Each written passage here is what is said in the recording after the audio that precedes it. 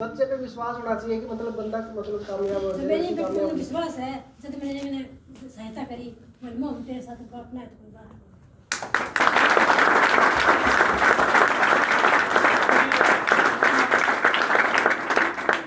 माँ बाप ने अगर अपन विश्वास होगा जी, इससे बड़ा कोई चीज नहीं होती। माँ बाप में अगर विश्वास होगा अपने आप में, ठीक है, कुछ भी करती हो तो इससे बड़ा कोई काम ही नहीं होता जी, अगर माँ बाप को विश्वास।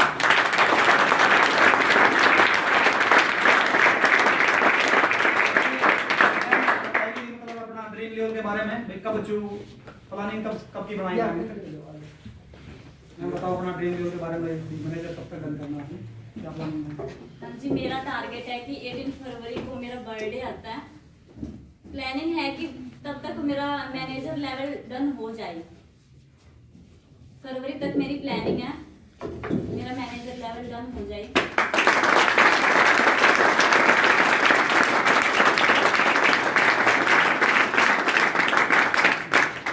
अच्छा, एक बात बताता हूँ आपको, एक औलाद ही होती है जो अपने मम्मी पापा का सिर उठा भी सकती है और झुका भी सकती है, ठीक है। तो आप आपके मतलब हाथ में कि आप जो अपने मम्मी पापा का नाम मतलब उठाना चाहते हो या गिराना चाहते हो, ठीक है। अगर कामयाब हो जाओगे, अच्छी मतलब अच्छे रास्ते पर चलोगे, तो आप जैसे कि मंजू जी ने अपने मम्मी पापा का नाम यहाँ पे आके रोशन किया है, ऐसे आप कर सकते हो, ठीक है। तो बाकी जो अपने नेक्स्ट अचीवर है 4cc के, तो हम उनको इन्वाइट करते हैं।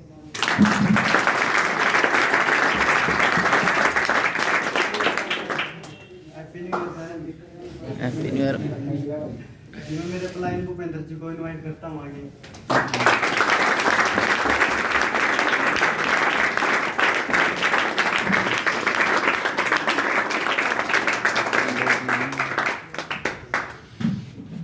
तो जी मैंने ये कॉन्सेप्ट मेरे पास 28 अगस्त को आ रहा है। तो मेरे प्लाइन दीपक जी वहाँ से आए नहीं, बाहर गए हुए हैं, तो उन्होंने बताया, तो मैंने शुरू में ध्यान नहीं दिया उनकी तरफ।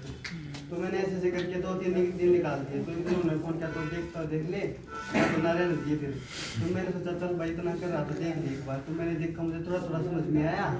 मैं यहाँ कॉन्सेप्ट तो ठीक है, बात तो ठीक कह रहे हैं, चल 2-3 और ट्रेनिंग लगा के देख क्या जाता है। वैसे फ्री पड़ा रहता हूँ, तो मैंने 2-3 दिन और लगाई, तो मुझे यहाँ बहुत अच्छा लगा। मैं यार बात तो सही कह रहे हैं, बन सकता है यहाँ से कुछ। तो फिर मैंने और भी ट्रेनिंग लगाई, मैंने इसके बारे में स्टडी की बहुत अच्छे से। मुझे हाँ ये तो क्लियर होगा, यहाँ लाइफ तो बन सकती है बहुत अच्छी यहाँ से। और मेरे पापा रिसेंटली जुलाई मंथ में एक्सपायर हो गए थे, तो उसकी वजह से मैं थोड़ा सा कम उसमें। तो फिर मैंने ये 15 तारीख को इसको जो मतलब इसके अंदर अपना लेवल डन करके आगे वर्किंग स्टार्ट की थी। मेरा तो सबसे मेन रीज़न इसको करने का मेरा एक ही रीज़न था कि इसमें सिक्योरिटी, तो मेरा वाई क्लियर में इसलिए रहा कि सिक्योरिटी मेरे पापा गवर्नमेंट जॉब करे, इतनी जो पेंशन दी होती है ना, वो सिस्टम इतना कुछ नहीं है उसके अंदर, तो वो बिल्कुल बंद हो रखा। तो इसलिए सारा प्रेशर मेरे ऊपर आ गया, तो इसलिए मेरा इसके अंदर मेरी रीज़न नहीं है सिक्योरिटी करने का। तो बस एज क्या है सारी जी आपकी? मेरी एज 20 है अभी हो रही। कुछ लोग होते हैं ना कि टाइम से पहले रिस्पॉन्सिबिलिटी आ जाती है, उनका ये एग्जांपल है। बोलते हैं ना भाई 25 साल की एज में क्या कर रहे हो, हम फ्री हैं, क्योंकि आपके पापा जी होते हैं, इनके पापा जी अभी इन्होंने बताया रिसेंटली एक्सपायर हुए हैं, तो सारी रिस्पॉन्सिबिलिटी किसके ऊपर आ गई? इनके ऊपर आ गई ना। और इन्होंने एक ऐसा प्लेटफॉर्म दे दिया जिसके अंदर सिक्योरिटी है। अब यहाँ पे जो ये मेहनत करके जाएंगे, जितना भी यहाँ पे जो भी लेवल करे, जैसे अभी 2cc लेवल पे है, 4cc इन्होंने क्वालिफाई कर ली, सुपरवाइजर करेंगे, देन किसी भी लेवल पे जिस लेवल की भी इनकम ले रहे हो वो सारी की सारी इनकी सिक्योर रहेगी। फिर चाहे इनकी फैमिली में इनके ब्रदर हो, इनकी चाहे सिस्टर हो, वो वर्किंग कर सकते हैं। ठीक है, ये एक सिक्योरिटी का सबसे बड़ा मेन फैक्टर है। जैसे आपको बहुत बार बताया जाता है, बहुत सारे लोग फॉरएवर में सिर्फ सिक्योरिटी करके आते हैं। यहाँ पे भी हम में से आधे लोग सिक्योरिटी करके आए हैं। मेरी एज 19 ईयर है, मैं भी सिक्योरिटी की वजह से यहाँ पे खड़ा हूँ। अदरवाइज कोई इतनी छोटी एज में ऐसे बड़े प्लेटफॉर्म पे आके बिजनेस नहीं करते। ठीक है, क्लियर करो इस चीज को। एंड बाकी ये चीज बताओ साहिल जी की एएस लेवल के बाद 4cc करने में प्रॉब्लम क्या क्या है, या फिर किन चीजों को छोड़ा आपने? मैंने जैसे मूवीज बहुत देखता था सर, तो मैंने सबसे पहले तो वो छोड़ा था सर। मैंने लर्निंग पे ध्यान दिया, मैंने 10-15 दिन बहुत अच्छे से सीखा, इन्वाइटिंग करना सीखा। फिर मैंने सर 2-4 बंदों को बताया सर, उन्होंने प्रॉपर ट्रेनिंग लाई, तो 2cc का प्लान मिला सर, थोड़े लोग चले भी गए सर। तो फिर मैंने बुरा नहीं माना, मुझे पता ही तो आएंगी प्रॉब्लम, चैलेंज तो आएंगी, तो मैं ऐसे लगातार करता रहा सर ट्राई।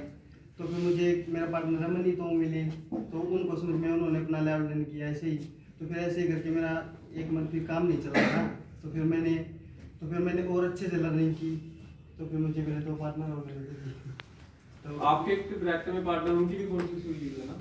नहीं जी, उनकी हो जाएगी, चलो कोई प्रॉब्लम नहीं। अब स्टार्ट अगर बिजनेस किया है तो ग्रोथ तो मिलनी है। फिर दूसरी चीज ये देखो कि बिजनेस किस चीज के अंदर है। हेल्थ एंड वेल्थ के अंदर हम बिजनेस कर रहे हैं। लॉकडाउन के अंदर यही एक ऐसा सेक्टर है जिसके अंदर जो ग्रोथ थी, डी ग्रोथ थी, वो बिल्कुल भी नहीं आई। जिनके जो ग्राफ्स थे और फिगर्स थे वो नीचे नहीं गए। वो यही एक सेक्टर है हेल्थ का। सबसे ज्यादा पैसा कौन से सेक्टर में लग रहा है? मेडिकल सेंटर में लग रहा है। मेडिकल सेंटर, हॉस्पिटल्स लगाओ, या फिर जो खुद का क्लिनिक करके बैठे हैं वो सबसे ज्यादा पैसा कमा रहे हैं, बिकॉज हेल्थ सबसे ज्यादा जरूरी है।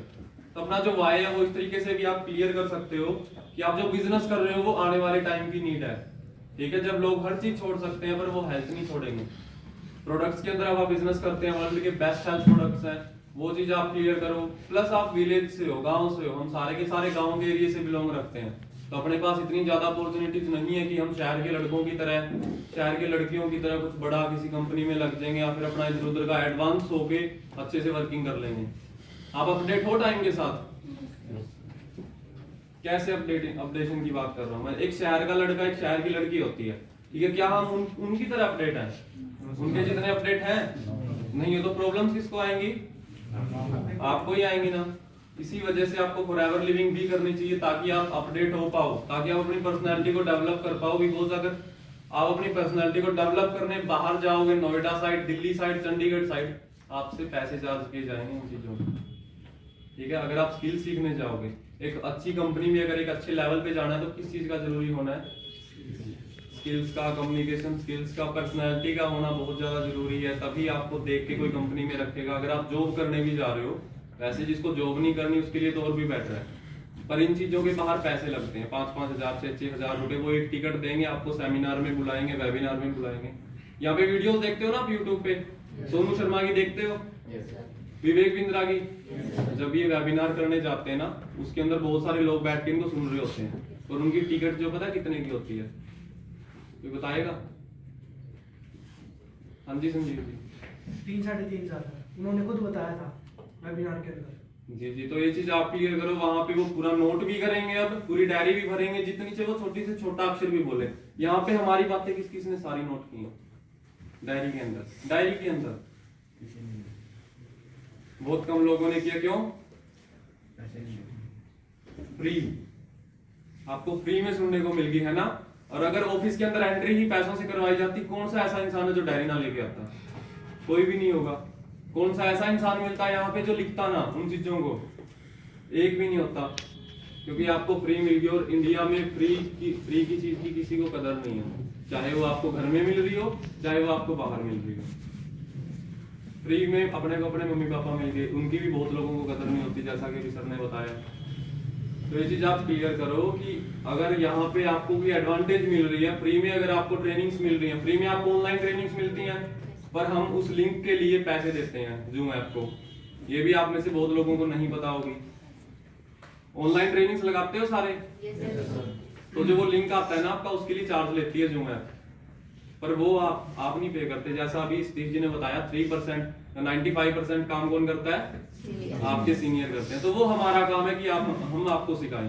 पर चंडीगढ़ में अगर कोई ऑनलाइन वेबिनार ले रहा है, मानिक अग्रवाल की टीम है अपनी बिग ड्रीम टीम में, उधर साइड अनमोल सर की टीम है, वो सारे के सारे अब पैसे लेते हैं, 1000 रुपए दो वेबिनार में अब। और फिर हर एक इंसान या तो देखो आएगा ही वही जो सीरियस होगा।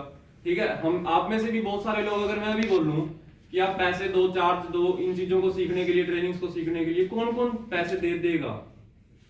हैंड रेज करोगे?